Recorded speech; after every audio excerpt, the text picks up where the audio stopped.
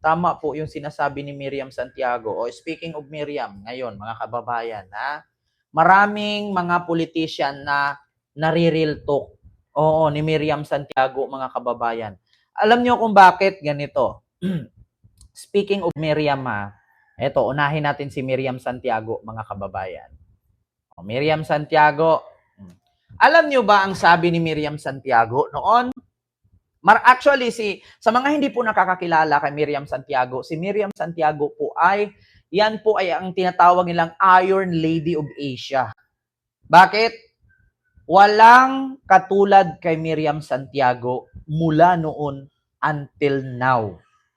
Walang makakatulad kay Miriam. Yan lang po ang masasabi ko. Kung merong Isaac Newton, merong Albert Einstein, merong tawag dito, mga scientist sa ibang bansa, meron tayong Miriam Santiago sa Pilipinas na wala ninuman na nakakagaya sa kanya. Ma'am Arlene, maraming salamat sa iyong super chat. Thank you so much po.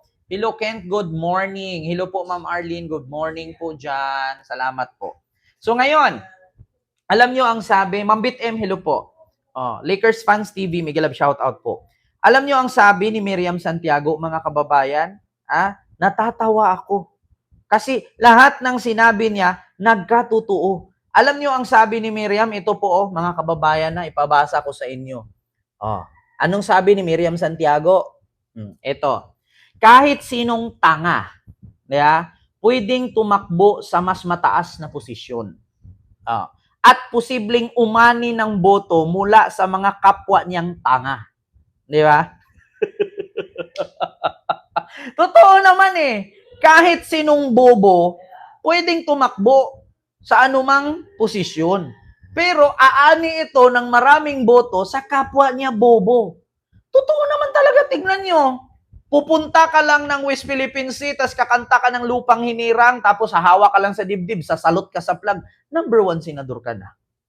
Ma'am Arlene Garde, maraming salamat sa yung 50 pesos super chat. Thank you so much po. Shout out Pampasig. Ma'am Irene Garde, may galab shoutout dyan sa inyo sa Pasig. Ay, huwag yung kalimutan Oo, iboto ninyo. Alam naman natin ngayon na nasa tayo, local midterm election tayo. So, nandyan yung mga mayor, mga congressman, mga senador. Ang iboto po natin, ayun pong may resibo, may nagawa. No? Alam ko, hindi na natin kailangan isa-isahin. Alam nyo, much better iboto ninyo na mga mayor, senador, yung mga stricto. Alam nyo, sa Pilipinas kasi, sa sobrang luwag ng mga government official, inaabuso ng taong bayan. Punta ka ng Singapore, ni kalye, ni kalsada, wala ka makitang basura. Punta ka ng Singapore, hindi ka pwedeng mag-UC kung saan-saan, hindi ka pwedeng dumura at umihi kung saan-saan. Merong area na pwedeng umihi, pwedeng mag-UC, pwedeng dumura. Kung sa Singapore kayang gawin ng mga Pilipino na OFW doon, bakit sa Pilipinas hindi? So much better na iboto ninyo pagiging mayor, yung istrikto. Mayor, congressman, gobernador, yan ang iboto ninyo. At bukod sa istrikto, may degree, may pinag-aralan at may resibo na nagawa nila sa kanilang lalawigan. Yan ang totoo.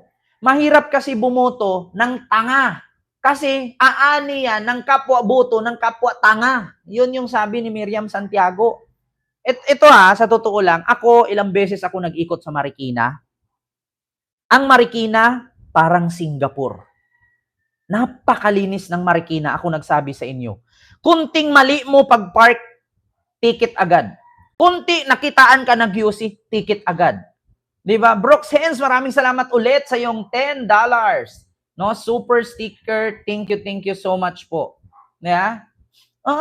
Punta ka ng Marikina, punta ka ng San Juan, pariho lahat yan. At believe din ako na nakadaan ako dyan sa Pasig.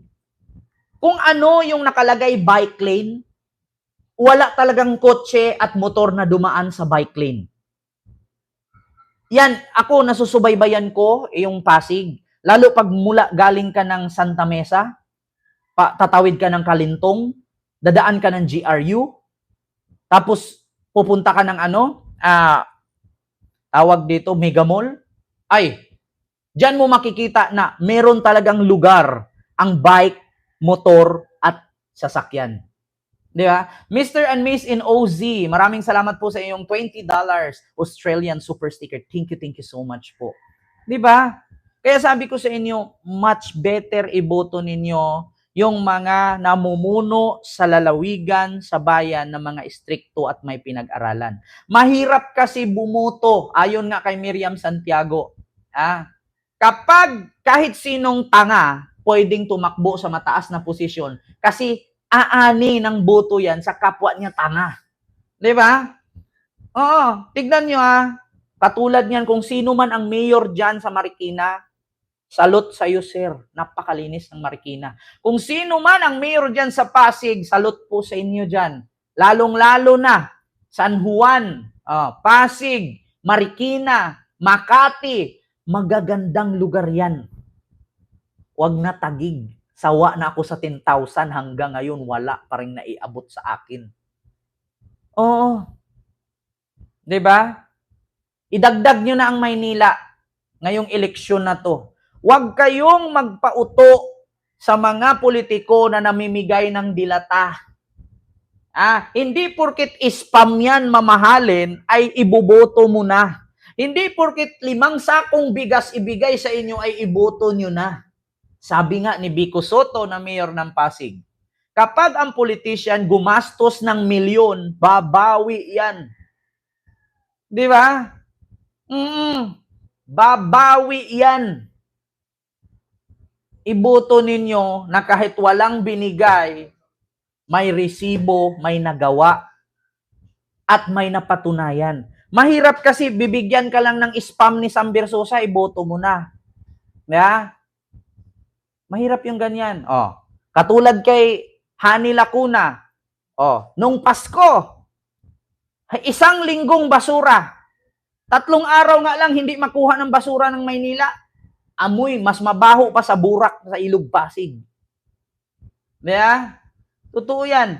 Much better iboto ninyo yung may resibo. Tulad kay Isko Moreno. Alam nyo, pag magsama-sama yan, Isko Moreno, Vico Soto, Francis Zamora, at yung dito sa Marikina na mayor na disqualified ngayon, na suspended.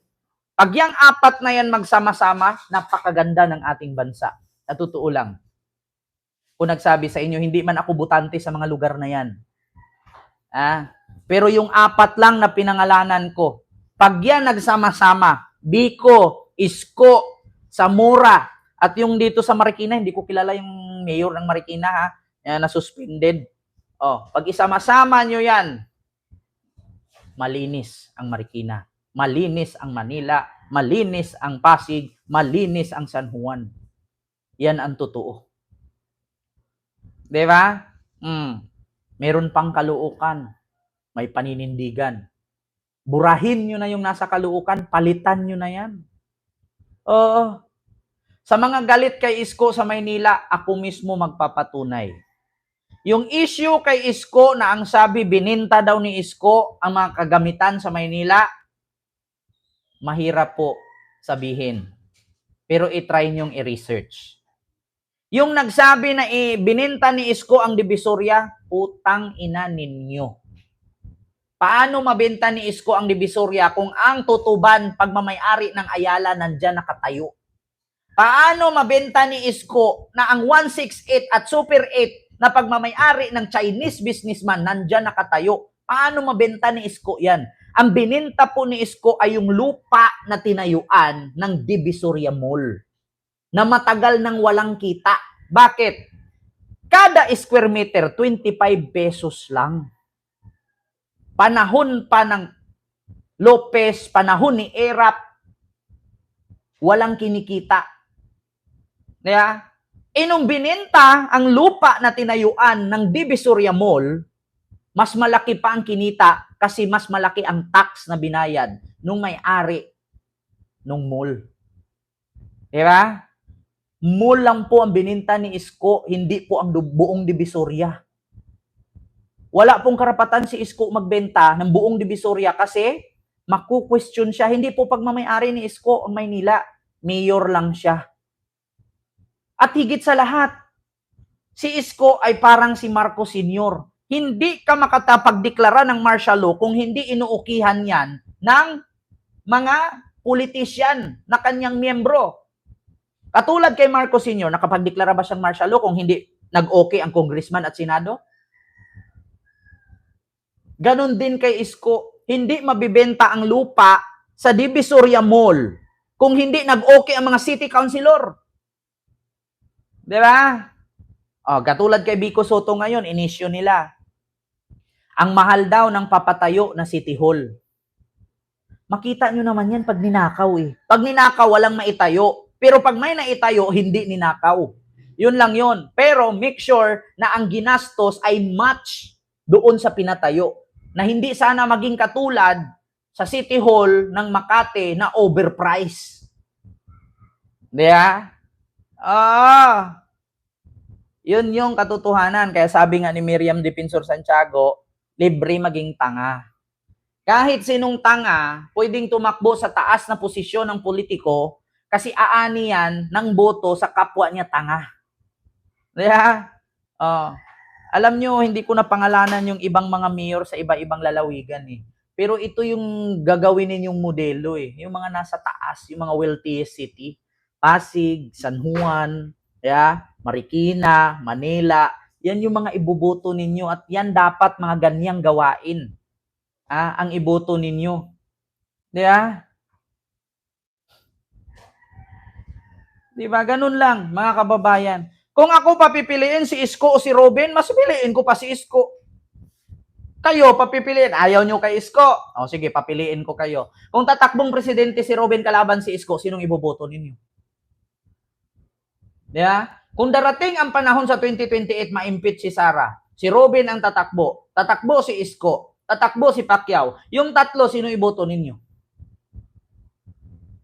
May kaluukan pa, Trillanes. Sabi ni Gangs TV, iboto ninyo ang line-up ng mga adik para safe ang bayan. Kung totoosin mas agree ako dyan. Mas iboto ko yung adik kaysa iboto ko kawatan.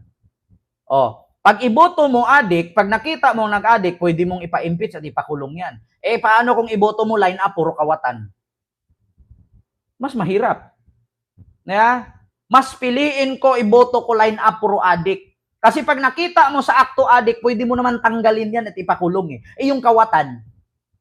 Paano mo iboboto ang kawatan? Paano mo malaman nagnakaw na kitang-kita na nga na peke lahat ng pangalan, sasabihin pa rin Mr. Chair. Shiminat, Mr. Chair. Diba? Much better iboto ninyo ang line-up ng politician adik. Kasi pag nalaman mong adik, pwede mo pang ipakulong. Aanhin mo ko line-up puro kawatan. Mahirapan ka. Bakit? May ebidensya na itatanggi pa. Diba? Limas.